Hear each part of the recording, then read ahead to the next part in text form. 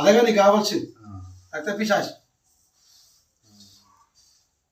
గట్టిగా చేసింది కదా పెద్దయ్య. అమ్మవారికి రక్తం కావాలంట, రక్త సుఖ అడుగుతుంది. కథం చేస్తాను తయారయ్యారు. నువ్వు వాళ్ళని కథం చేద్దాం అనుకుంటున్నా కానీ వాళ్ళు నీకు అంత ముందు వాడే నీకు పెట్టి కూర్చుంది. అమ్మవారు చూపించింది కదా, అగ్నిబంధన చేసి పెట్టారు.